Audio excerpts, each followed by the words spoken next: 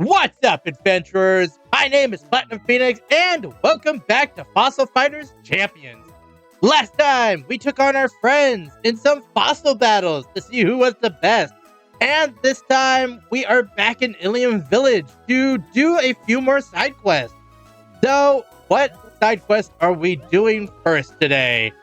We're not doing anything on that screen. We're not doing that one yet. Everything on that one's done. And I think the first side quest we're doing today is going to be Search and Destroy. Sounds like a staff member screwed up bad over an Ice Grip Plateau, and now he needs someone to help out. You mind heading over there to see what the skinny is? What else do you want to hear about? Nothing right now. So our first stop for today is going to be Ice Grip Plateau. Alright, over on Ice Grip Plateau, they kind of make it very obvious who we're supposed to talk to, I guess. But what do you have to say? This is bad, really, really bad. Ken's gonna have my job for this. Huh? Oh, I had this bright idea to plant cacti all over Ice Grip Plateau. It sounded like fun, right? I mean, cactus on an iceberg? That's comic gold right there. Anyway, they didn't want to stand up, so I secured them in place with glue, and now they won't come off. Don't suppose you would help me, huh? You just have to take your pickaxe and smash all the cacti. Sure, we could go cactus smashing. Really? Oh, good. It might actually be fun, you know? Whacking cacti? Anyway, I planted 15 of the buggers around Ice Grip Plateau, and you just need to smash them. Come, let me know when you're done. Alright, well, since we are literally just going to be running around Ice Grip Plateau, smashing cactuses, I think I'm just going to speed up this part, because there's not really much to show other than us running in circles.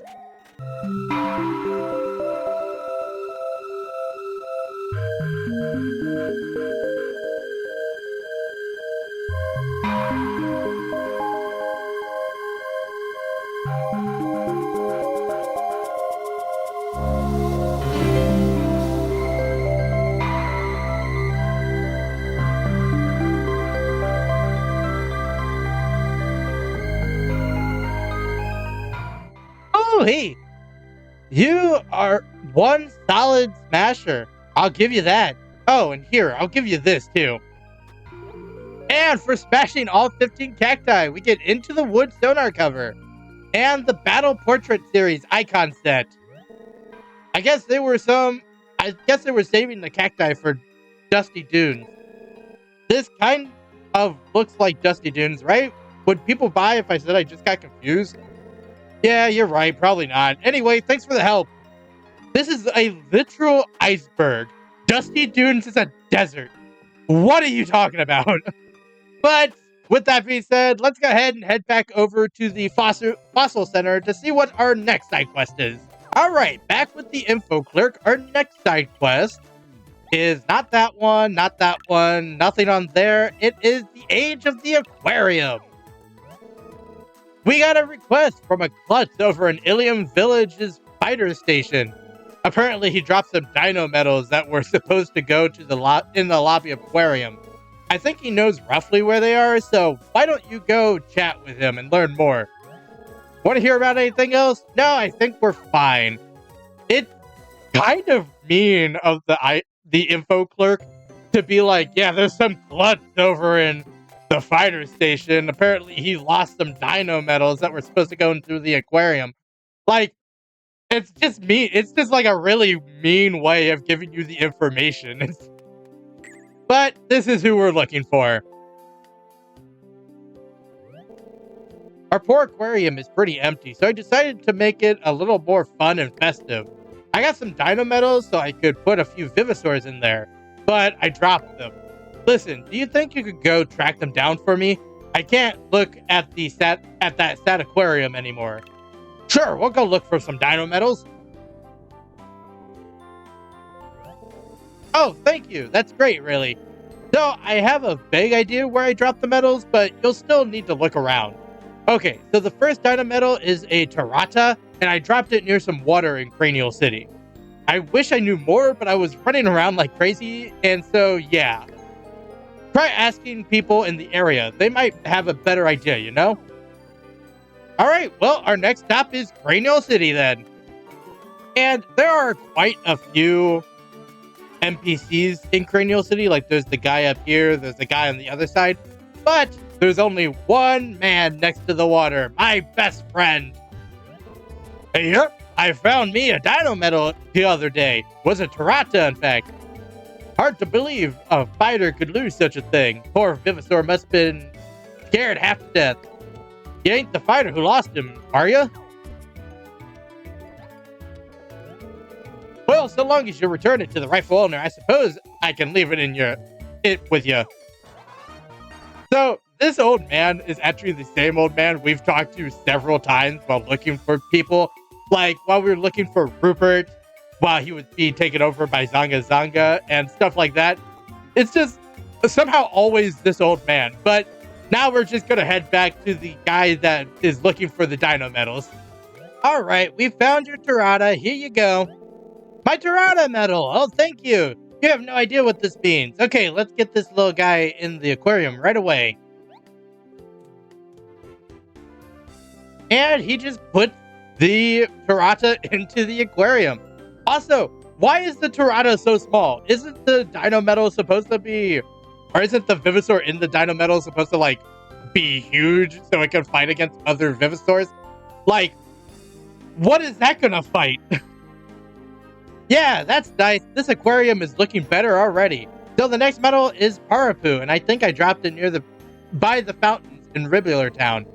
I bet someone standing near the fountains has seen the medal. It's hard to miss after all. Alright, well, our next stop is Ribular Town then. And again, just like Cranial City, there's a few extra people that are by the fountains. Like, this lady's semi-near the fountain, and this guy is, like, a little close to it. But there's only one that is literally looking directly into the fountain, so do you have it?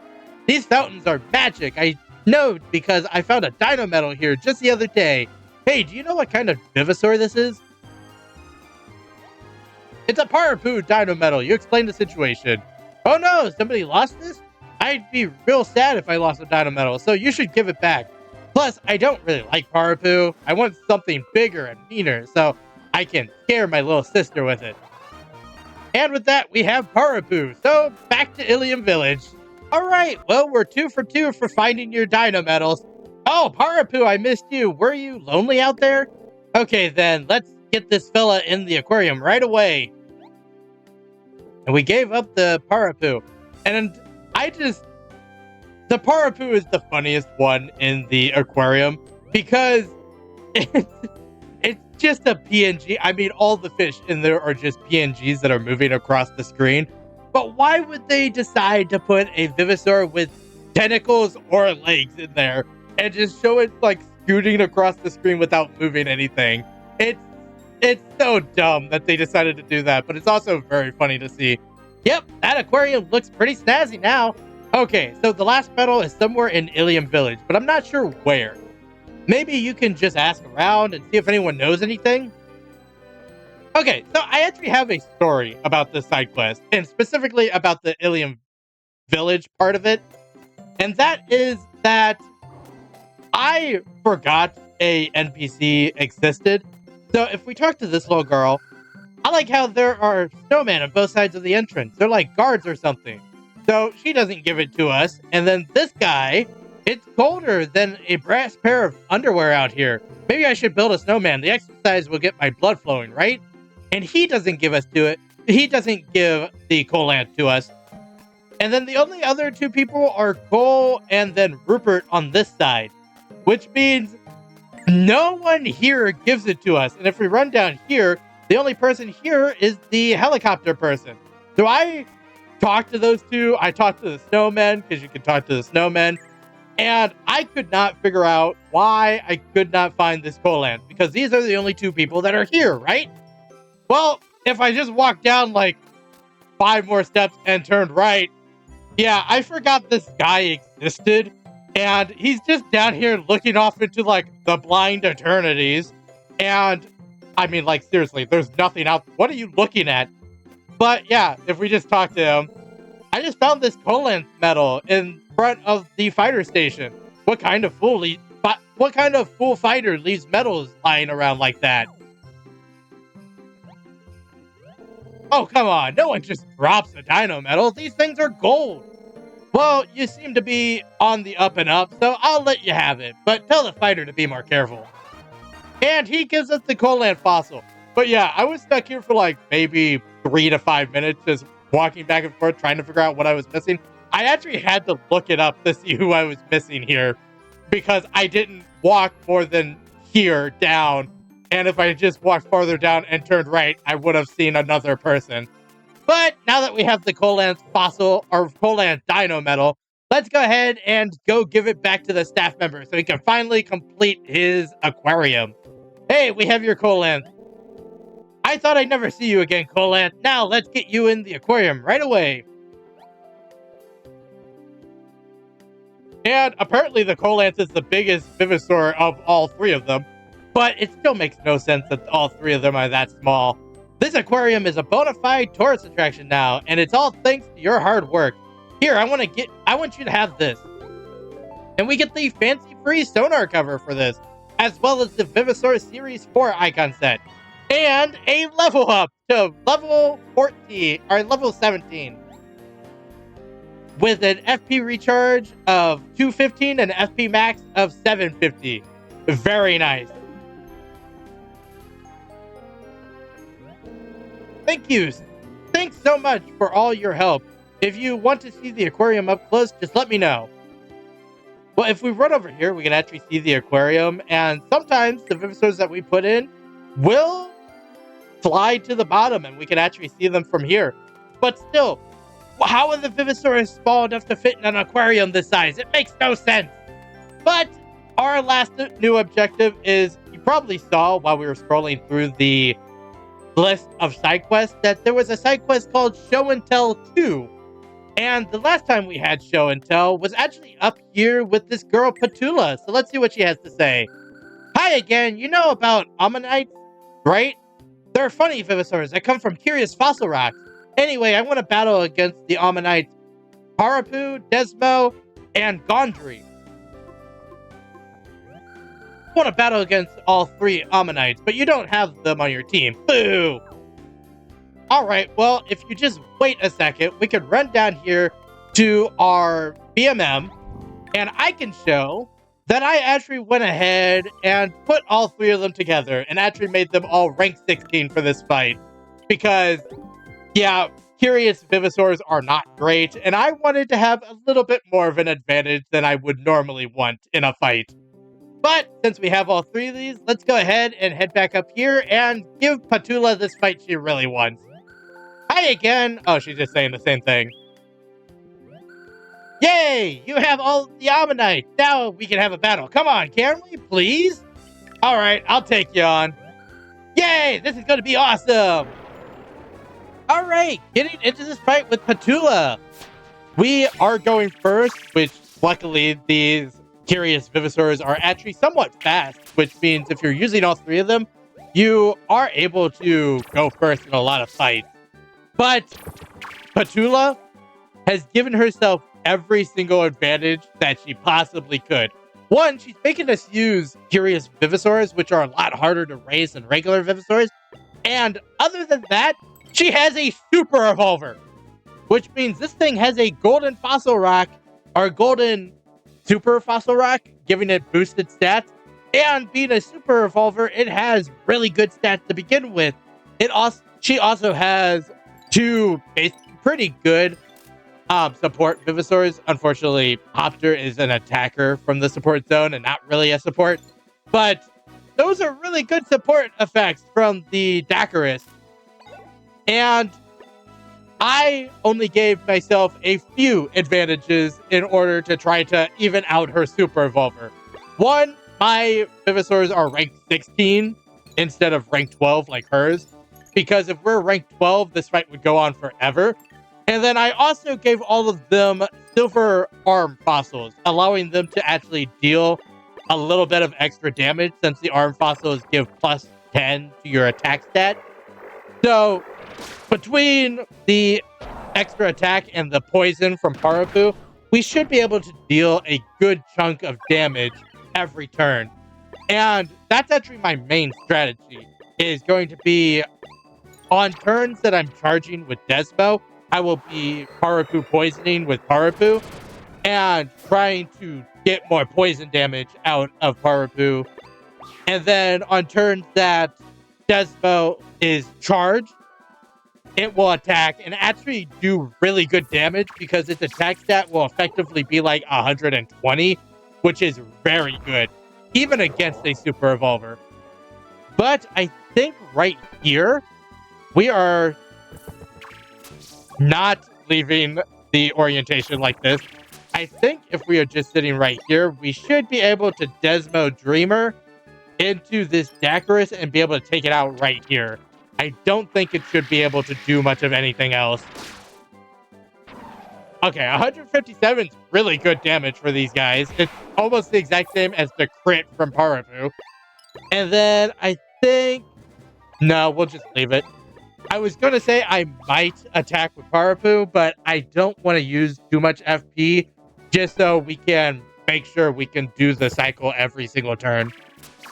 And if we could take out everyone except for Raiden, Raiden becomes very easy to handle because we could basically just put it to sleep every turn if we wanted to.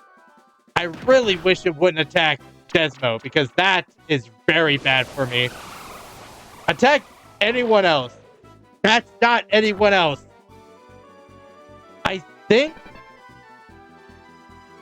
Now I have to decide what I want to do because I think Desmo might die next turn, which makes this a lot harder. I think what I want to do is...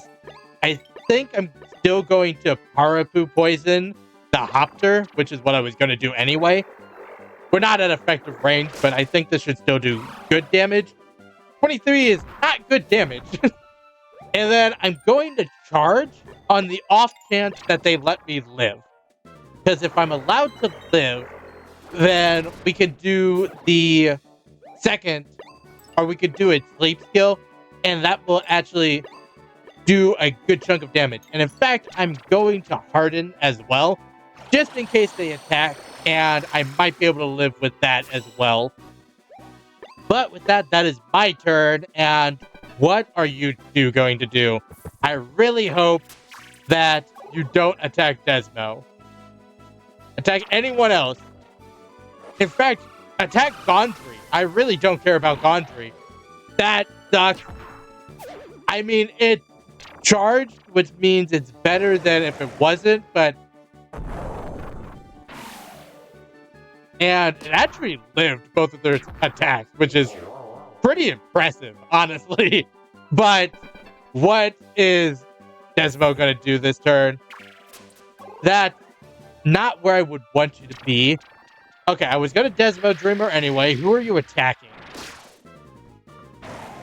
Okay, actually, I'm okay with this. Because the Raiden being asleep for a turn is actually good for me. And I'm going to Rallying Cry to get rid of this Confusion, which may be a bad move because it only has 1 LP left. But then I think I'm also going to...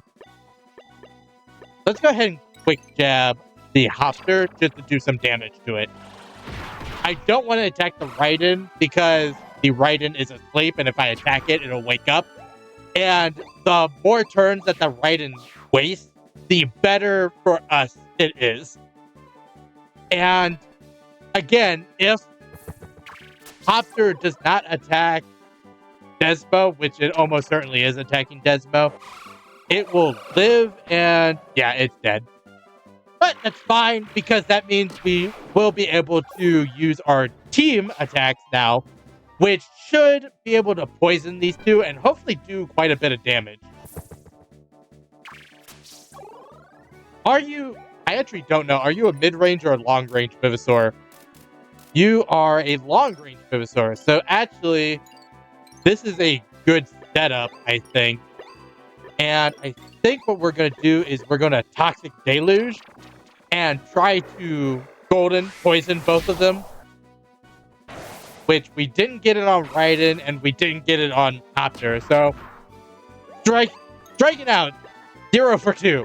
And I'm going to Gondry Terror the Raiden, because now the Hopter is in Berserk and won't listen to Petula, which is actually good for us. So, if we can scare the Raiden, making it so that it might not be able to attack at all, and then Hopter will not listen to her, so we might be able to effectively make it so that her Vivisaurs physically can't do anything.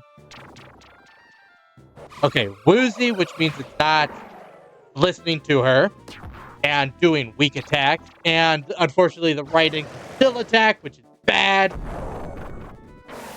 And I don't actually think...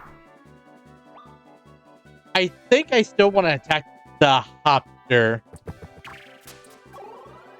Actually, do I want to attack the Hopter? Oh, we're just gonna Toxic Deluge, actually. We're gonna rotate one back and Toxic Deluge, and if we get the poison off, we just win, I think. Alright, Toxic Deluge. How much damage does it do? 74, it doesn't poison, and 105, that's a dead Hopter. Which means, basically, no matter what, next turn, Raiden goes down, and we win. Which is actually easier than I thought this fight was going to go. I thought this Raiden was going to just kind of plow through my Vivisaurs. But I think I had a decent strategy going into this fight with the scaring it and the poisoning and the charge, that it makes it a lot easier to handle your opponent's Vivisaurs when you can kind of juggle around different status effects. But I think we are still just going to... Do I want to... No, I think Gondry is at effective range, has the better attack stat, has the better, higher damaging skill, and has scare, so everything says that Gondry should attack. And yeah, that's a dead Raiden. And with Petula taken down for the second time, we get 40 points for winning. And since all of my Vivisaurs were only rank 16, I believe all of them are going to go up to rank 17. That's Parafu. That's Desmo up to rank 17. And then does Gondry also get a rank up? It does, yes. So yeah, all three of them up to rank 17. I mean, I'm never going to use them again, but it's nice to have them up another rank. Wow, your Ammonites are really tough. They beat my team bad. So I want to give you this because we had such a fun battle. And we got the Food Series icon set. And another level up.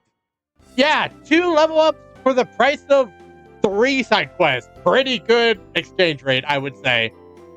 And for reaching fighter level 18, we get an FP recharge of 220 and an FP max of 770. Thanks. Alright, and now that we have done all the side quests we are going to do, I think we should head over to Ribular Town and see about the new icons that we unlocked. Alright, back with Icon. I feel like we've been coming back to him a lot lately. But the first new thing we have is the food icon set that we just got from Petula. With an ice cream, a cake, rice balls, candy, cherries, sandwich, a cookie, a melon, grapes, bananas, a watermelon, ramen, and an apple. I think these are actually pretty cute. I mean, they're just food, while she gave us random icon sets the last time. Which, you know, kind of goes along with her just wanting to see random things.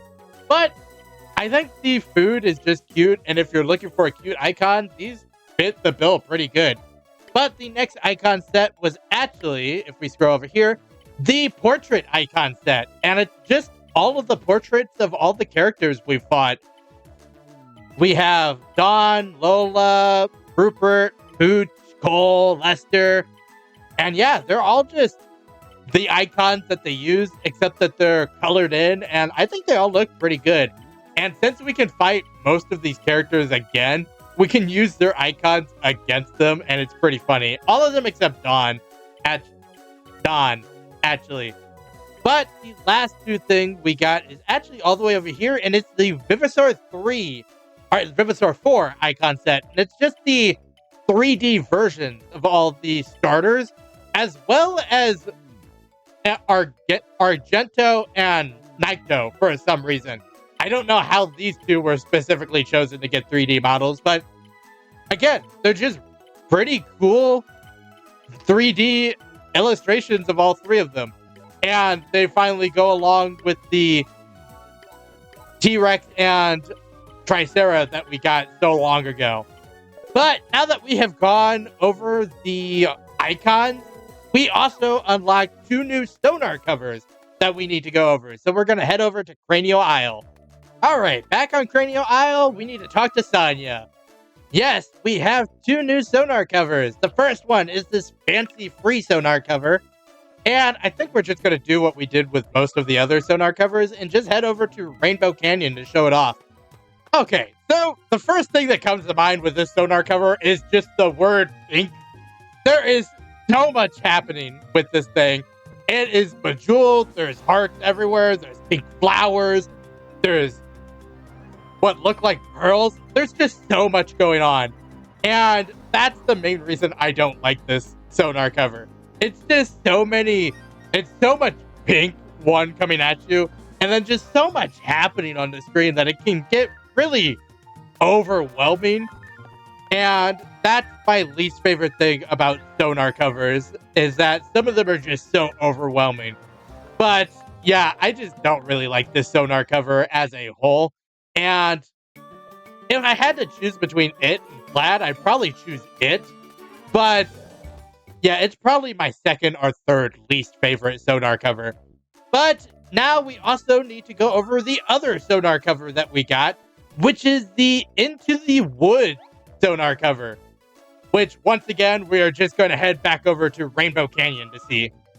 And we go from one of my least favorite sonar covers to one of my favorite. This is either my favorite or second favorite sonar cover in the game. It's really close with Contact. But it's literally just a tree, and there's like this cute little bird in it, and it's such a cute design. It's also a very neutral color, the brown, so it's not like super overwhelming like some of the others. And it has just like little splashes of green or red in the corner, and it's really nice. And also, I'm a beast tamer, and it fits so well with my design. Look, Soul looks like he just fits so well in this sonar cover. It's just such a good design, and it's one of my favorites. But with that is all of the different rewards that we got from all of the different side quests we did today. So I think we're going to end the episode here. So I hope that everyone enjoyed watching. If you did, make sure to like, comment, and subscribe to the channel. Next time, we take on the third leg of the Calisteo Super Cup. But until then, happy adventuring.